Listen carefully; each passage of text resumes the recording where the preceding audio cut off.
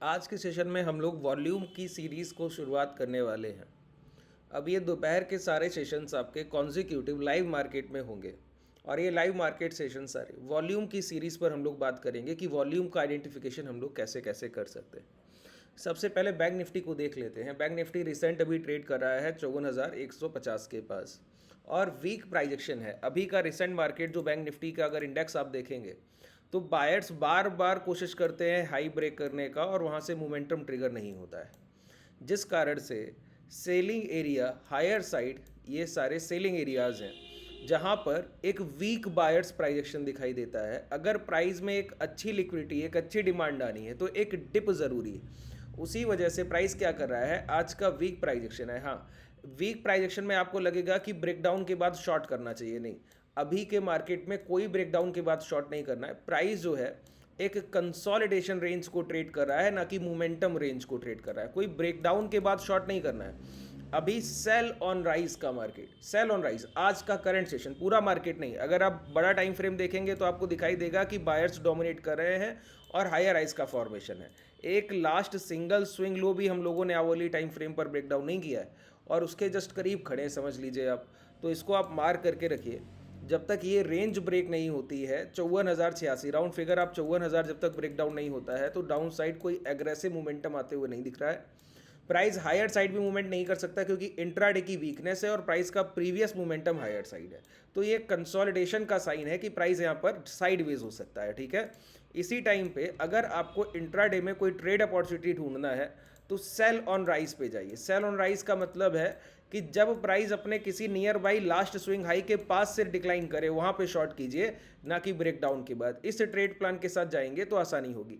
Recent market में कोई भी ब्रेकडाउन के बाद बड़ा मोमेंटम आपको मिले ऐसी संभावना बहुत कम है, क्योंकि हर जगह बड़े आप देखेंगे तो लोअर विक के कैंडल्स हैं जहां पे वो सारे सपोर्ट एरिया हैं। प्राइस एक कैंडल बनाता है, अगली कैंडल रिकवरी करके ऊपर आता है। तो एसएल हंटिंग बहुत होगी अगर आप ब्रेकडाउन के बाद शॉर्ट कर रहे हैं। नियर बाई रेजिस्टेंस जैसे ये कैंडल है, ओपन इक्वल टू हाई का कैंडल है, ठीक है। अब प्राइस क्या कर रहा है, लो लगाया, प्रीवियस मोमेंटम का जब डिमांड था वहाँ से सपोर्ट लिया, जाके इसी रेजिस्टेंस एरिया पे डिप लेके फिर जब यहाँ से रिजेक्शन मिल रहा है तब मोमेंटम दे रहा है। अब ये ब्रेकडाउन के बाद कोई मोमेंटम नहीं है, यहाँ पर अगर आप शॉर्ट करेंगे तो आपका एसएल हंटिंग होना तय, ठीक है।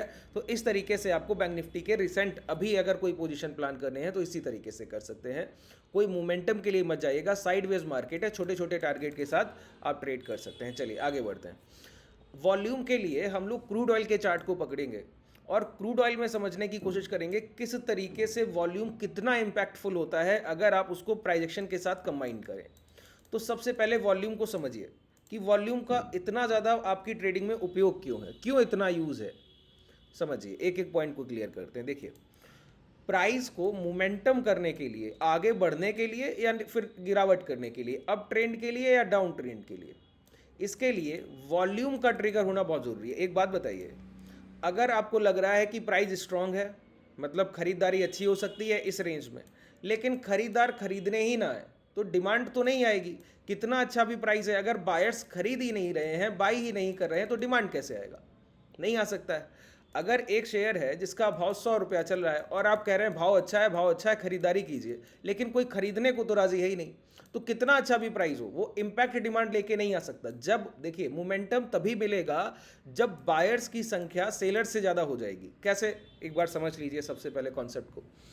अगर किसी शेयर का प्राइस 100 रुपया है और सामने से वहाँ पर 1 लाख ऑर्डर्स लगे हुए हैं बाइंग के, 1 लाख लोग खरीदने को तैयार बैठे हैं, ठीक है, और सामने से सिर्फ 80,000 लोग बेचने को तैयार बैठे हैं 80 के, और 1 लाख लोग खरीदने को तैयार बैठे हैं 100 रुपये के भाव पर, तो 20,000 लोग एक्स्ट्रा हैं जो 100 रुपये के भाव पर इसी पर्टिकुलर शेयर को खरीदना चाह रहे हैं, ठीक है। अब एक बात बताइए, 80,000 लोगों की तो डिमांड फुलफिल कर दी जाएगी, उनको तो पूरा अमाउंट दे दिया जाएगा, लेकिन ये जो 20,000 लोग 100 रुपये के भाव पे खरीदने को बैठे हैं लेकिन सामने कोई बेचने को तो तैयार है नहीं, सेलर तो 80,000 थे, तो क्या हुआ, डिमांड ज़्यादा हो गई, किससे, सप्लाई से। और ये किस कारण से हुआ, वॉल्यूम से। वॉल्यूम क्या है, ये 1 लाख खरीदार, और यहां पर वॉल्यूम क्या है, ये 80,000 बिकवाल। तो टोटल मिलाकर अगर कुल वॉल्यूम की बात की जाएगी, वो टोटल वॉल्यूम हुआ 1.8 लाख, ठीक है, जिसमें 1 लाख खरीदार थे और 80,000 बिकवाल थे।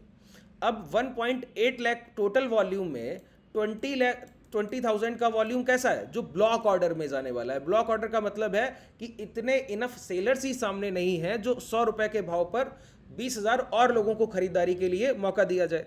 अब एक बात बताइए, प्राइस पर जब 100 रुपए पर 20,000 खरीदार खरीदने को इंतजार कर रहा है लेकिन कोई बेचने को तैयार नहीं है, तो मार्केट स्टैटिक तो है नहीं, मोमेंटम करेगा। मोमेंटम क्यों करेगा? जब 100 रुपए पर कोई बेचने को तैयार नहीं है, इसका मतलब है कोई 99 पर भी नहीं बेचेगा। आपके पास कोई शेयर रखा है, आप उसको 100 रुपए पे बेचने को तैयार नहीं है, तो मैं आपको बोलूं 99 पे बेच दीजिए, बेचिएगा क्या? नहीं बेचेगा। तो फिर किस प्राइस पर आप वहां पे बेच सकते हैं? हायर प्राइस पे। तो जब 20,000 शेयर्स को इनकी डिमांड को फिलफिल करने के लिए क्या होगा, सेलर्स को सामने ढूंढना पड़ेगा, और सेलर्स कहाँ मिलेंगे? हायर प्राइस पे। तो ये जो 20,000 का ब्लॉक ऑर्डर का ये जो रेंज है ना, यही प्राइस को हायर साइड ड्राइव करेगा। 100 से भाव 101, 102, 103। क्यों? सेलर्स को फाइंड आउट करना है, बेचने को राजी करना है बिक वालों को, तभी ये 20,000 की डिमांड पूरी की जा सकती है। ठीक है, तो वॉल्यूम जितना ज्यादा, जितने बड़े वॉल्यूम, यहां पे मैंने आपको सिर्फ एक सिंपल एग्जांपल दिया कि 20,000 बायर्स एक्स्ट्रा हो गए। ठीक है, तो जब भी बायर्स की संख्या ज्यादा होगी तो प्राइस का हायर डायरेक्शन मोमेंटम, और जब भी सेलर्स की संख्या होगी ज्यादा तो लोअर डायरेक्शन मोमेंटम। तो कैसे पता किया जाए कि कब बायर्स ज्यादा हो गए हैं और कब सेलर ज़्यादा हो गए हैं? इंस्टीट्यूशंस तो हमको डेटा देने आएंगे नहीं कि वो कहाँ खरीदारी कब कर रहे हैं और कब उन्होंने इतनी डिमांड खरीद दी है, इतना बाई किया है कि प्राइस मोमेंटम पकड़ लेगा। तो हमको पहचानना सीखना होगा। कैसे पहचाना जाए? तो उसके लिए यहाँ पर हम लोग वॉल्यूम इंडिकेटर का यूज़ करते हैं, जहाँ पर ये वॉल्यूम प्रोफाइल आपको दिखता है। ठीक है, अब एक बात समझिए, प्राइस में अगर एक तरफ टोटल 100 ट्रेडर्स यहाँ पे मैं एक साथ रख दूँ, ठीक है, अब इनका इंटरेस्ट ही होगा जो प्राइस में ब्लॉक ऑर्डर्स को बनाएगा, एक बड़ी डिमांड को लेकर आएगा। जैसे कोई प्राइस 100 रुपए के पास ट्रेड करते करते आज के सेशन में 98 को ट्रेड करता रहा, 98 के पास कंसोलिडेट करता रहा, कल के सेशन में भी वो 99 के पास कंसोलिडेट करता रहा। तो क्या है, 100 के प्राइस के ऊपर ये 100 जो बायर्स बैठे हैं ये खरीदेंगे, इनका ऐसा प्लान कि 100 का भाव जब निकलेगा तब खरीदेंगे। ठीक है, अब प्राइस अगले सेशन में 100 को निकले, लेकिन ये खरीदार खरीदने को तैयार नहीं है, इंटरेस्टेड नहीं है। बायर्स पहले इंटरेस्टेड थे कि 100 को निकलेगा तब खरीदेंगे, ऐसा ट्रेड प्लान था। लेकिन जब प्राइस ने 100 को क्रॉस किया तो किसी कारणवश वो खरीदने को तैयार नहीं है। तो ब्रेकआउट कितना भी अच्छा हो 100 के प्राइस का, जब बायर्स इंटरेस्टेड नहीं है तो वो मोमेंटम लेके नहीं आएगा, इंपैक्ट लेके नहीं आएगा। क्यों नहीं लेकर आएगा? समझिए, मैंने कहा 1 लाख खरीदार थे, 80,000 बिकवाल थे और 20,000 ऑर्डर पेंडिंग रह गए क्योंकि 20,000 खरीदार ज़्यादा हो गए बायर से। अब यहीं पर एक ये बड़ा क्वांटिटी है डिफरेंस का कि 20,000 खरीदार ज़्यादा हो गए। तो जितना बायर्स की संख्या ज़्यादा होगी उतना ज़्यादा मोमेंटम आप यहाँ पे ट्रिगर कर पाइएगा। ठीक है, अगर यहां पर सिर्फ मार्जिन से कुछ बायर्स ज्यादा हो जाएं कि 1 लाख खरीदार हैं और सामने 99,000 सेलर्स हैं, तो टोटल इनका जो डिफरेंस है वो 1,000 बायर्स का है। तो 100 के बाद प्राइस 100, 101, 103 नहीं जा पाएगा, वो 100 रुपए से 110, 100 रुपया 10 पैसे, 100 रुपया 20 पैसा, 100 रुपया 30 पैसा। क्यों? डिमांड जो ब्लॉक ऑर्डर्स की संख्या है वो बहुत कम है, सिर्फ 1,000 उनको डिमांड को फुलफिल करना है, तो प्राइस 10, 20, 30 पैसे में ही वो इंपैक्ट को खत्म कर देगा।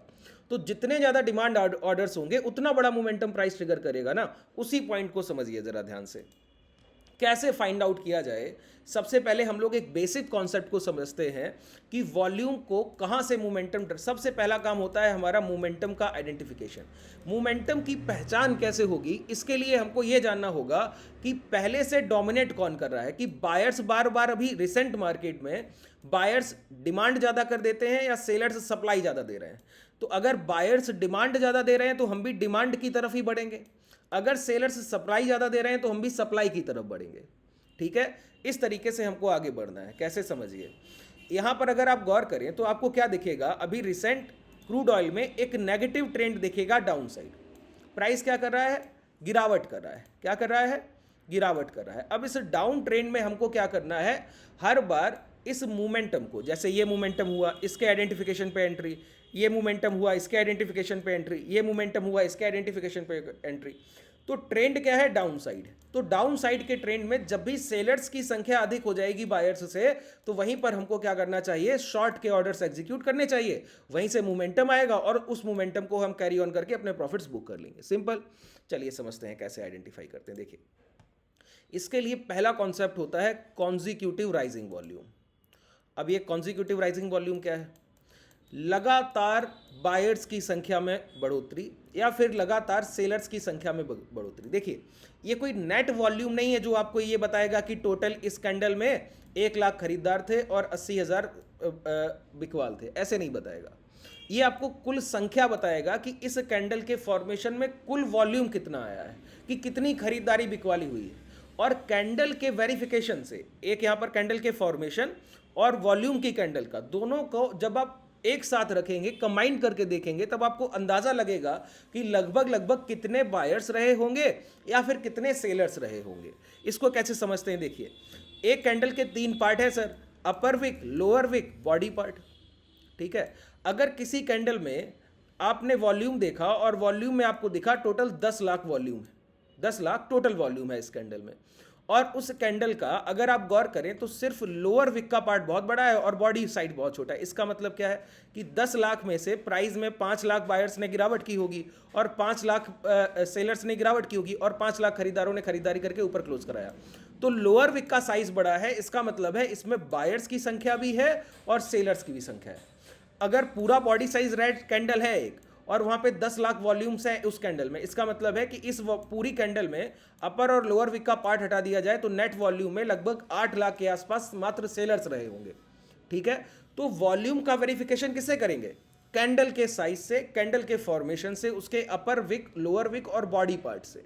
ठीक है, अब समझते हैं कॉन्जिक्यूटिव राइजिंग कैंडल्स क्या है। देखिए, जब भी प्राइस में मोमेंटम की शुरुआत होगी तो इंटरेस्टेड बायर्स या इंटरेस्टेड सेलर्स होंगे। ठीक है, अब प्राइस का मोमेंटम डाउन साइड है सर, प्राइस का मोमेंटम डाउन साइड है और आप भाव को ऊपर ले जा रहे हैं, तो मैं इंटरेस्टेड हूं क्या, नहीं हूं ना। जब प्राइस का मोमेंटम डाउन साइड है तो आप प्राइस को ऊपर ले जाने पे अच्छे खरीदार या अच्छे बिकवाल जो है पोजीशन बनाते हैं, वो इंटरेस्टेड ही नहीं होंगे। तो एक जो पहले से जब डाउन ट्रेंड चल रहा होगा तो वॉल्यूम बढ़ रहे होंगे, और वही प्राइस जब बदलेगा तो वॉल्यूम डिक्लाइन होगा, नीचे की तरफ बढ़ता जाएगा। और प्राइस ऊपर जाता क्यों है, सप्लाई उठाने।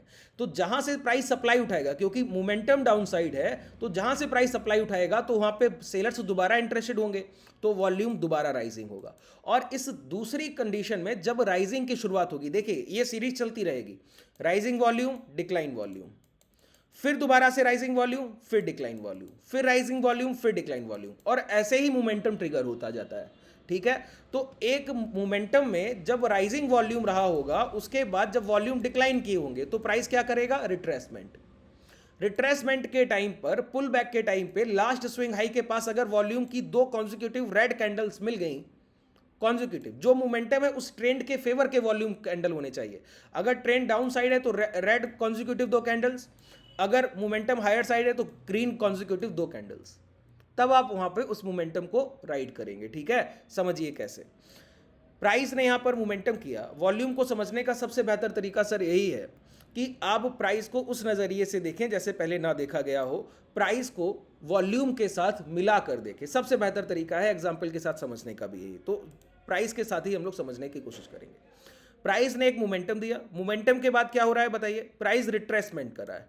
अब रिट्रेसमेंट में क्या हो रहा है, मोमेंटम में वॉल्यूम राइजिंग था, राइजिंग वॉल्यूम के बाद एकदम से वॉल्यूम गिर गए, मतलब प्राइस जब रिट्रेसमेंट कर रहा है तो यहां पर कोई खरीदार खरीदने को तैयार नहीं है, बायर्स के एकदम से वॉल्यूम क्या है, गिर गए। फिर एक समय पर प्राइस जब अपने स्विंग हाई के पास पहुंच रहा है तो इन 2 कैंडल्स की गिरावट के बाद अब यहां पर राइजिंग वॉल्यूम, राइजिंग वॉल्यूम का मतलब है कि राइजिंग वॉल्यूम, अगर पहली कैंडल में 1 लाख खरीदार है तो अगली कैंडल में 1,20,000 खरीदार होना चाहिए। अगर पहली कैंडल में 1 लाख बिकवाल है तो अगली कैंडल में 1,20,000 बिकवाल होना चाहिए। यही तो है interested buyer and interested seller का आइडेंटिफिकेशन, कि इस ट्रेंड में सिर्फ मैं इंटरेस्टेड नहीं हूं, मेरे साथ और खरीदार बिकवाल भी इंटरेस्टेड है। ठीक है, तो अगर आप इन 2 कैंडल्स पे यहाँ पे फोकस रखें अपना और इन 2 कैंडल्स को यहाँ वेरीफाई करें वॉल्यूम कैंडल से, तो आप पाएंगे कि ये डिक्लाइन वॉल्यूम है, राइजिंग नहीं है। इन 2 कैंडल्स में प्राइस वॉल्यूम, प्राइस तो नीचे आया है रिट्रेसमेंट करके, लेकिन वॉल्यूम डिक्लाइन किया है नीचे, इस कैंडल से नीचे ये कैंडल क्लोज किया है। नहीं, ऐसे नहीं चाहिए, रेड कैंडल के अबव दूसरा कैंडल, यही तो कॉन्जिक्यूटिव राइजिंग वॉल्यूम हुआ ना। तो इसी को देखना है। यहाँ पे इस कैंडल में देखिए, ये कैंडल यहाँ पे बना और इसके बाद ये कैंडल, और इन 2 कैंडल्स में ये राइजिंग वॉल्यूम कैंडल हुए।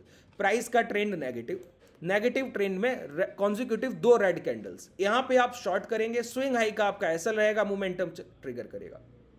ठीक है, अब देखिए मोमेंटम के बाद कई लोग सोचते हैं कि प्रॉफिट बुकिंग कैसे की जाए। प्रॉफिट बुकिंग का टाइम होता है सर जब वही राइजिंग वॉल्यूम जब दोबारा से डिक्लाइन होंगे मोमेंटम के बाद, तब वहां पर आप प्रॉफिट बुकिंग करते हैं। कैसे, समझिए। यहां पे आपने एंट्री लिया, एंट्री लेने के बाद प्राइस क्या कर रहा है इन कैंडल्स के बाद, अब यहां पे मोमेंटम की शुरुआत हुई यहां पे आके, अब प्राइस वॉल्यूम बढ़ते जा रहे हैं तो प्राइस में इंपैक्ट भी बढ़ता जा रहा है। अब यहां पे पहली बार वॉल्यूम में डिक्लाइन की शुरुआत हुई तो आप यहां पे अपनी पोजीशन को एग्जिट करेंगे। पहली बार वॉल्यूम डिक्लाइन की तरफ बढ़ा और फिर दोबारा वेट एंड वॉच की स्थिति में बैठेंगे कि अब हमको जब दोबारा राइजिंग वॉल्यूम का फॉर्मेशन मिलेगा तो दोबारा ट्रेड करेंगे। दोबारा राइजिंग वॉल्यूम और स्विंग हाई के पास शॉर्ट, ये दो चीजें आपको हमेशा याद रखनी। स्विंग हाई के पास शॉर्ट, ऐसा नहीं होना चाहिए कि प्राइस सपोर्ट के पास आके दो कॉन्जिक्यूटिव रेड कैंडल्स बना रहा है, वो नहीं आपको करना है। प्राइस को पुल बैक करने देना है, स्विंग हाई के पास आना है और यहां पे कोई राइजिंग दो कैंडल मिल जाए वॉल्यूम की रेड, तो आप वहां पे शॉर्ट करेंगे। इसी तरीके से एक हायर प्राइस हायर राइज के फॉर्मेशन में गिरावट करे और लास्ट स्विंग लो के पास यहां पर आपको दो green consecutive rising volume candle मिल जाए, वहीं से लॉन्ग कर दीजिए। ठीक है, जैसे यहां पे देखिए स्विंग हाई ये है, अब प्राइस यहां से मोमेंटम करके यहां पहुंच गया है और पहुंचने के बाद इस कैंडल का फॉर्मेशन कर रहा है। आप कहेंगे ये राइजिंग वॉल्यूम कैंडल है, नहीं, दो राइजिंग वॉल्यूम कैंडल का इंपैक्ट समझिए। एक कैंडल अगर बहुत छोटा है और अगले कैंडल इतना बड़ा बन गया तो उस पर बिलीव नहीं करना है। ठीक है, ये की पॉइंट ध्यान रखिएगा बहुत अच्छे से। एक कैंडल बहुत छोटा है और अगला कैंडल बहुत बड़ा है तो इस पर बिलीव नहीं करना है। अगर आप लोग कहेंगे कि इसका एक एक डिटेल सेशन कीजिए कि क्यों नहीं करना है, ये एक रीजन भी जानना है, तो उसमें समय लगेगा सर। उसके लिए आप रिक्वेस्ट कीजिएगा कमेंट सेक्शन में। अगर ज़्यादा से ज़्यादा आप लोग कमेंट करके पूछेंगे तो फिर मैं अगले सीरीज में इस कॉन्सेप्ट को बताऊंगा कि क्यों एक छोटी कैंडल के बाद अचानक से वॉल्यूम राइज कर जाए तो उस पर हम बिलीव नहीं करते। ऐसा कैंडल स्टिक में भी करते हैं। एक अनयूजुअल कैंडल फॉर्मेशन कि बैंक निफ्टी में एक ही कैंडल 300 पॉइंट का बन गया तो हम उस पर भी बिलीव नहीं करते। ठीक है, क्यों नहीं करते? अगर कॉन्सेप्ट को समझना है तो कमेंट सेक्शन में बताइएगा। अगर आप हमसे जुड़ना चाहें तो डिस्क्रिप्शन में आपके पास टेलीग्राम और व्हाट्सएप कम्युनिटी का लिंक है, वहां से आप हमसे जुड़ सकते हैं। ठीक है, अब देखिए प्राइस क्या कर रहा है, दोबारा से यहां पे मोमेंटम के लिए हायर साइड गया। ठीक है, अब ये सारे रेजिस्टेंस एरिया है, हायर साइड तो सारा पूरा प्राइस ही रेजिस्टेंस के लिए काम कर रहा है। ठीक है, अब यहां पे जब प्राइस पहुंचा है तो दो कॉन्जिक्यूटिव राइजिंग कैंडल्स और जिनमें बहुत बड़ा डिफरेंस नहीं है राइज होने में कोई ऐसा डिफरेंस नहीं है जो यहां पे देखने को, ऐसा कोई डिफरेंस नहीं। अब आप यहां पे फिर शॉर्ट करते हैं। ठीक है, फिर शॉर्ट करते हैं। जब आप यहां पे शॉर्ट करते हैं आपका स्विंग हाई का एसएल, इसके ऊपर एक क्लोजिंग एग्जिट, प्राइस क्या करता है, फिर से आपको मोमेंटम देता है।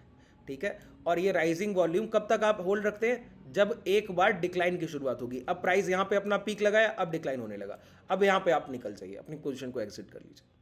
ठीक है, इस तरीके से। चलिए, आज हम लोगों ने बेसिक समझा है वॉल्यूम का, बहुत छोटा पॉइंट हम लोगों ने समझा है। अब इस सीरीज को हम लोग आगे लेके जाएंगे, धीरे धीरे आगे बढ़ेंगे। डेली ये जो 2 बजे का सेशन होगा, ये लगभग वॉल्यूम पर हम लोग डेली एक बार क्रूड ऑयल को देखा करेंगे लाइव मार्केट में कि कैसे चीज़ें काम कर रही हैं और वॉल्यूम को कैसे कैसे आप अपने ट्रेडिंग में इंप्लीमेंट कर सकते हैं। ठीक है, अगर कोई आपका डाउट रह गया हो तो नीचे कमेंट सेक्शन में बताइएगा। अगर आप कुछ पूछना चाहें तो कमेंट सेक्शन में पूछ सकते हैं। चलिए, आज के लिए पर्याप्त है, धन्यवाद।